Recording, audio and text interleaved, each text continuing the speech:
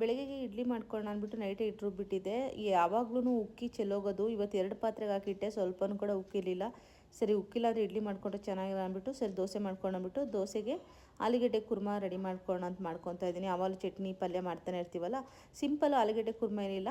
ತೆಂಗಿನಕಾಯಿ, ಶುಂಠಿ, ಬೆಳ್ಳುಳ್ಳಿ, ಸ್ವಲ್ಪ ಹಸಿಮೆಣ್ಸಿನ್ಕಾಯಿ, ಗಸಗಸೆ, ಚಕ್ಕೆ, ಲವಂಗ, ಮರಾಠಿ ಮೊಗ್ಗು, ಸ್ವಲ್ಪ ಗೋಡಂಬಿನ ಹಾಕಿ ರುಬ್ಕೊಳ್ಳೋದು. ಅದರ ನಂತರ ಕುಕ್ಕರಲ್ಲಿ ಸ್ವಲ್ಪ ಎಣ್ಣೆ, ಈರುಳ್ಳಿ, ಟೊಮೊಟೊ, ಚಿಲ್ಲಿ ಪೌಡ್ರು, ಧನಿಯಾ ಪೌಡ್ರು, ಸ್ವಲ್ಪ ಅರಿಶಿನ ಪುಡಿ, ಒಗ್ಗರಣೆಗೆ ಚಕ್ಕೆ, ಲವಂಗ, ಮರಾಠಿ ಮೊಗ್ಗನ್ನ ಸೇರಿಸ್ಕೊಂಡಿದ್ದೀನಿ.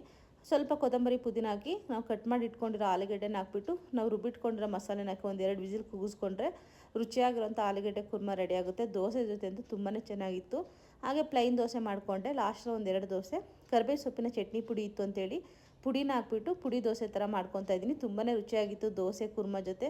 ಹಾಗೆ ಸಂಜೆ ತುಂಬ ಚಳಿ ಅಂದ್ಬಿಟ್ಟು ನನ್ನ ಹಸ್ಬೆಂಡೇ ನನಗೆ ಲೆಮನ್ ಟೀ ಮಾಡಿಕೊಟ್ರು. ಹಾಗೆ ಇದಾಗಿತ್ತು ಇವತ್ತಿನ ಮಿನಿ ವ್ಲಾಗ್. ಮತ್ತೆ ನೆಕ್ಸ್ಟ್